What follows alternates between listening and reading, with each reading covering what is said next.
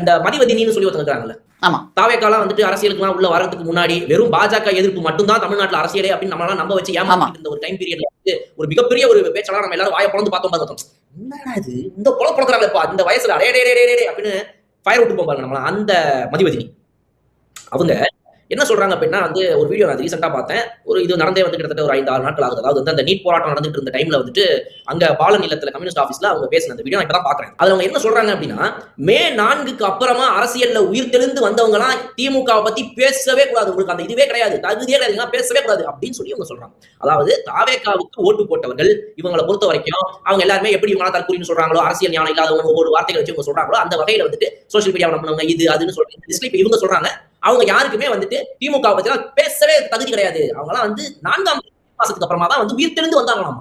அதாவது அன்னைக்குதான் அவங்களுக்கு வந்து தமிழ்நாட்டுல வந்து தமிழ்நாட்டுல தெரு இருக்கா, வீடு இருக்கா, பில்டிங் இருக்கா, இங்க ஒரு சிஎம்லாம் இருக்கிறாரா, மேயர் பதவியா இருக்கா அப்படின்ற ஒவ்வொன்றுமே இந்த மக்களுக்கு எல்லாம் வந்து இப்பதான் புரியவே ஆரம்பிக்குது. அதனால இதுக்கு முன்னாடி அரசியல்னா என்னன்னே தெரியாம மே 4ஆம் தேதிக்கு அப்புறம் அரசியல் பேசுற நீங்க எல்லாம் எங்களை பத்தி பேசவே கூடாது அப்படின்னு சொல்லி ஒரு ஸ்டேட்மெண்ட் மதிவதனி அவர்கள் சொல்லியிருக்காங்க. நான் ரொம்ப சிம்பிளா ஒண்ணே அவங்களை பார்த்து கேட்கிறேன், உங்க கட்சி என்ன அரசியல் செஞ்சு கிழிச்சுதுன்னு திமுக சொம்பு தூக்குற மதிவதனி திமுக என்ன அரசியல் செஞ்சு கிழிச்சுது அப்படின்னு சொல்லி இத்தனை நாள்ல இந்த இளைஞர் கூட்டத்தை அரசியல் படுத்த துப்பில்லாத நீங்க சொம்பு தூக்கி வெறும் உங்களுடைய உதயநிதியும் ஸ்டாலின் அவர்களையும் மட்டுமே பெருசு பேசி பேசி பேசி நலத்திட்டங்களை ஒரு பக்கம் கொடுத்து இன்னொரு பக்கம் பார்ட்டி ஃபண்டு ஊழல் லஞ்சம் நாட்டை கெடுத்து வச்ச ஒரு கட்சிக்கு முட்டு கொடுக்குற உங்களுக்கு இந்த மக்களை பத்தி பேசுறதுக்கு என்ன தகுதி இருக்கு நான் கேட்கிறேன். மே 4ஆம் தேதிக்கு அப்புறம் அரசியல் பேச ஆரம்பிச்சவங்க முட்டாங்க. மே 4ஆம் தேதிக்கு அப்புறம் அரசியல் பேச ஆரம்பிச்சவங்க வந்துட்டு அவங்க நீங்க பதிலே சொல்ல மாட்டீங்க. அவங்களுக்கு திமுக பத்தி பேச தகுதியே கிடையாது. Who are you to say that? இவங்க யாரை பத்தி சொல்றது எனக்கு செம்ம கடுப்பா வருது கூடி. அதாவது நீங்க எப்படி சொல்றாங்க இந்த மே 4ஆம் தேதிக்கு அப்புறம் தான் இவங்க அரசியலே தெரியுது. நான் என்ன கேட்கிறேன், ஜென்சி டிஎம்கே ஒன்னு என்னைக்கு உருவாச்சு? மே 4ஆம் தேதிக்கு அப்புறம் தானே. எங்க வந்துச்சு முன்னாடி? எங்க இருந்துச்சு ஜென்சி டிஎம்கே முன்னாடி? உங்க ஜென்சி உருவானதுக்கு முக்கிய காரணம் மக்கள் உங்களை தூக்கி ஓரமா ஊருக்கு வெளியே தூக்கி உட்கார வச்சதுனால இன்னைக்கு நம்ம சோசியல் மீடியாவில் நம்ம செயல்படாம விட்டுட்டோம். ஆக சோசியல் மீடியாவில் நம்ம கொஞ்சம் சில செயல்பாடுகளை செய்து நம்ம வந்து அதுல ஓட்டு சேகரிக்க ஆரம்பிக்கணும். நீங்கள் அனைவரும் உங்களுடைய வீட்டுல இருக்கிறவங்க பேசுங்க, சோசியல் மீடியால பேச ஆரம்பிங்க அப்படின்னு உங்க தலைவர் சொன்னதுக்கு அப்புறமா தான் சோசியல் மீடியால இன்னைக்கு ஜென்சி டிஎம்கே சொல்லி உட்கார்ந்து பாருங்க, வெள்ள முடி வெள்ள தாடி வச்சுட்டு ரெண்டு குழந்தைகளை பத்தி 80s கிட்டுங்க அவங்களே இன்னைக்கு தான் அரசியல் பேச ஆரம்பிச்சிருக்காங்க. அவங்க எதுக்கு என்ன முன்னாடி ஜென்சி டிஎம்கே இருக்கிறவங்க இன்ஃபுளுசர்ஸ் சொல்றாங்க, அவங்க 8000 ஃபாலோவர் 4000 ஃபாலோவர் 10000 ஃபாலோவர் அவங்கள இன்னைக்கு தேதியில இந்த 2 மாசமா பேசிட்டு இவன் தான் 2 மாசமா உயிர் தெளிந்து வந்துருக்காங்க.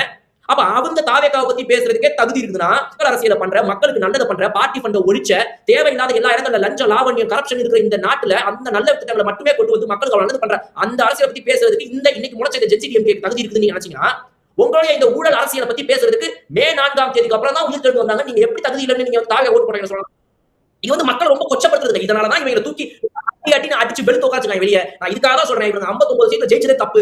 மக்கள் நல்லா புரிஞ்சுக்கிட்டு அடுத்த தடவை நல்லா வெச்சு இவங்களை வந்து 10 தொகுதி கிடையாது, ஒரு தொகுதி கூட உனக்கு கிடையாது செஞ்சு விட்டு அனுப்புவாங்க. அன்னைக்கு தான் புத்தி வரும். ஒரு மக்களை நீ வந்து ஏகமா உட்காந்து பேசிக்கிட்டு 4ஆம் தேதிக்கு அப்புறம் தான் நீங்க உயிர் தெளிந்துருக்கீங்க.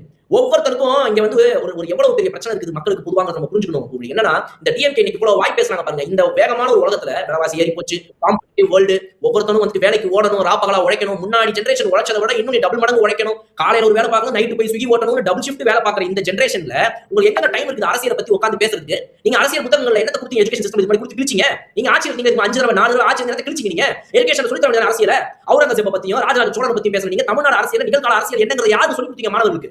அப்ப வெறும் புத்தகத்தை மட்டுமே படிச்சு அதை மட்டுமே ஒப்பிச்சு காலேஜ் போனா திரும்ப புத்தகத்தை படிக்கணும், மக்க பண்ணணும், ஒப்பிக்கணும், டிகிரி வாங்கணும், வரணும், வேலைக்கு போகணும். அதுவும் 2 வேலைக்கு ஓடணும், மாறி மாறி காலையில ராத்திரியும். ஃபேமிலியோட டைம் ஸ்பெண்ட் பண்றதுக்கு நேரம் கிடையாது, குழந்தையோட டைம் ஸ்பெண்ட் நேரம் கிடையாது. அப்பா குழந்தைங்க இங்க பாக்குறதே கிடையாது. காலையில வேலைக்கு அப்பா போனாரு அப்படின்னா அவர் போறதுக்கு முன்னாடியே புள்ள எடுத்து ஆட்டோட போயிடுது. அப்பா போயிட்டு திரும்ப நைட்டு வரதுக்கு புள்ள தூங்கிடுது. இவ்வளவு பிரச்சனைகளுக்கு மத்தியில விலைவாசி ஏறி போன டைம்ல எல்லாத்தையும் தாண்டி உங்க ஜிடிபி growth நீங்க பெருசா பீத்திக்கிறீங்க. அந்த ஜிடிபி growth வச்சு ஒண்ணு கிழிக்க முடியாது. என் சம்பளம் அங்கே தான் இருக்கு. மக்கள் புலம்புற நேரத்துல யாருக்கு நீங்க உட்கார்ந்து நியூஸ் பேப்பர் படிக்கிறதுக்கும் என்ன நடந்துட்டு நாட்டுல படிக்கிறதுக்கு டைம் கிடைக்குது? அதையும் மீறி இந்த எல்லா மக்களும் நம்மளை இவங்க தற்கொலைன்னு சொல்றாங்க. தமிழ்நாட்டுல ஒரு புதிய அரசியல் வேணும்னு நினைக்கிற நம்மள தற்கொலைன்றாங்க அப்படின்னு தினமும் உட்காந்து கஷ்டப்பட்டாலும் 1 மணி நேரம் 2 மணி நேரம் ஒரு நல்ல யூடியூப் சேனலை பாக்குறது, ஒரு வீடியோ பாக்குறது, நியூஸை தெரிஞ்சுக்கிறது டைம் ஸ்பெண்ட் பண்றாங்க இந்த மக்கள். அவங்க நீங்க உதாசீனப்படுத்துறீங்க. திமிரு 2031 வச்சு செய்வாங்க. மதிவதனியை 31 வச்சுக்கிறாங்க.